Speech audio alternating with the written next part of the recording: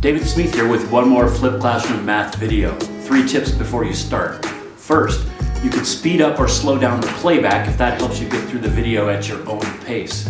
Second, you could pause the video at any time to catch up with your notes. Third, you could turn on the captions and watch my words go by on the bottom of your screen.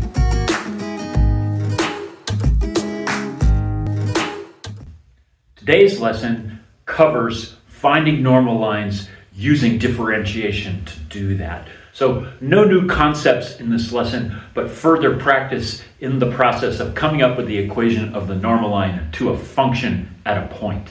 So check this out. Here we go. Find the equation of the line normal to f of x equals 1 minus x squared, or square root of x over x plus 1. Okay, so what we need to do is find that equation at x equals 9. So there's a point on this function where the x value is 9. We need to find the equation of the normal line to the tangent line at that point. Now, before we jump into this, I want to remind you of the quotient rule, because this is a quotient. We have one function on top and one function on the bottom. So remember, we called this one u of x and this one v of x. So check this out. Let's go over here. Here's our quotient rule. So we just take the derivative of u of x and multiply it by v of x, and then we subtract the product of the derivative of v of x times u of x, and then that whole thing is over v of x squared, okay? So you have the tools already. Go ahead and differentiate u of x and v of x, and write those down and come back. Here's what I get. Here's my u prime of x. I'm just using the power rule on these two terms. Of course, the constant just goes away, and root x is x to the 1/2 power. So I take that power, put it in front, reduce the power by 1, so that makes that negative 1/2. So here's my u prime of x, that's that function. And then the bottom, the divisor is just 1. Okay, because the 1, again, constant goes away, and this is x to the 1, so using the power rule, we end up with 1. So this function is actually pretty simple, a differentiated function. Okay, so now I want you to pause the video and do the plug-in step using the quotient rule to do that.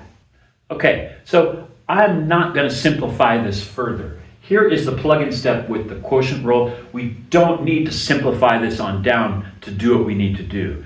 So our next step, we need to find what the slope of the tangent line is and what the value, the y value at x equals 9 are.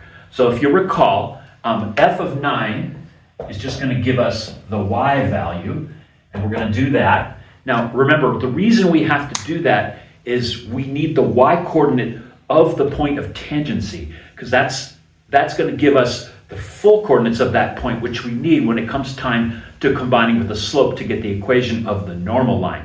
So we're going to have to figure out f of 9. That's in our original function. I'm sure you can do that. And then we're also going to need f prime of 9. Now, f prime of 9, if you recall, is going to give us the slope of the tangent line when x is 9. Remember, the derivative function gives you the slope of the tangent line at a point. So what I want you to do is pause the video and do some quick calculations here. Find f of 9, what is that value? And then find f prime of 9, find that value. Action.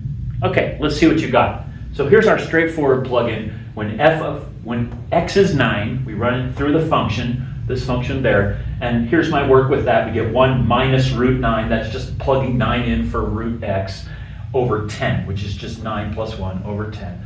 Root 9 is 3, so 1 minus 3 is negative 2 over 10. We have minus 1/5. So that's the y value at the point of tangency. We have the point 9, negative 1/5. Okay, so that's half of what we need. That point is on the tangent line. It's also on the normal line as well. So we're there. We just need to find the slope of the tangent line so that we can then figure out the equation for our normal line.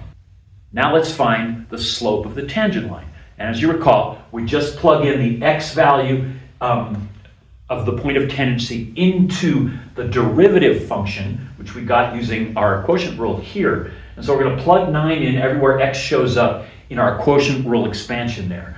So this term here, remember that x to the minus 1/2 power is 1 over x to the 1/2 power, or 1 over square root of x.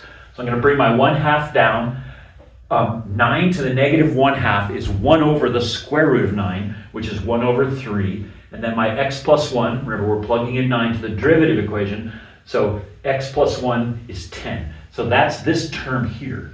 Now this term is pretty straightforward. We just have x to the 1/2, we're subtracting that. So that's 9 to the 1/2, which is 9, the square root of 9, which would be 3. So we get 1 times 1 minus 3. Oops, I had 3 written there. This is really a 2, because what we have is we have 1 minus 3, so that leaves us with negative 2 here, and we can't forget this negative because that's part of the formula.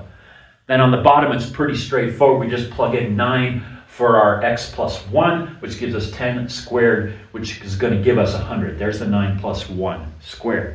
Okay, simplifying on down, I'm just going to combine all these 3 terms, and I get minus 5 over 3. If you do that math, I've got here is a plus 2, and I've gone ahead and squared my 10 to get my 100 there. Now, we need to simplify this a little further just to get a nice straightforward slope. So what I did here is I multiplied top and bottom by 3 to get rid of the 3 in the denominator over here. So that leaves us with minus 5 plus 6, because 3 times 2 gives us 6. 3 times 100 gives us 300. So this one comes down to 1 over 300. So the slope of the tangent line at the point where x is 9 on this function is 1 over 300. That's pretty gentle slope. It's almost flat. So now I want you to pause the video and think about what we do next. Okay, I've summarized our findings from the last board. The slope of our tangent line is 1 over 300. So that means the slope of the normal line is the negative reciprocal of 1 over 300, which makes that minus 300. So that's the slope of our normal line. Now, our point of tangency is 9, negative 1, 5. That's the point where our normal line and our tangent line cross. So now, here is your general form for the equation of a line in slope-intercept form. I take that back. And what I want you to do is do the next steps it takes to come up with the values that belong there. All right, let's see how you did. So check this out. I did my first plug-in with just putting in my slope. So I have y equals negative 300x plus b. That's correct. But we just don't know our b yet. We need to find that so we can put it in the general or the slope-intercept form and write our equation. So fortunately, what I have is I have a point that lies on this normal line. It's the point 9 minus 1/5. So I can just take those xy values, plug them into our equation here where they fit, and solve for b. So check this out. The y value is minus 1/5 equals minus 300 times the x value, which is 9, plus b. Now I have an equation with just one variable, and I can solve that. So check this out. I got minus 2700 here, plus b equals negative 1/5.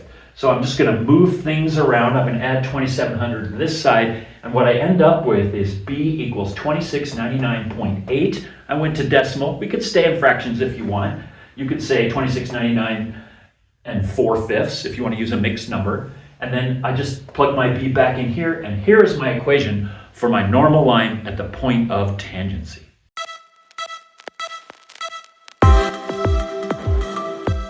Now that you've watched the video, take a moment to jot down any remaining questions so you can ask them at our next class. If you want, you can come back and watch the whole video again if that helps deepen your understanding. If you enjoyed the video, please click like or subscribe.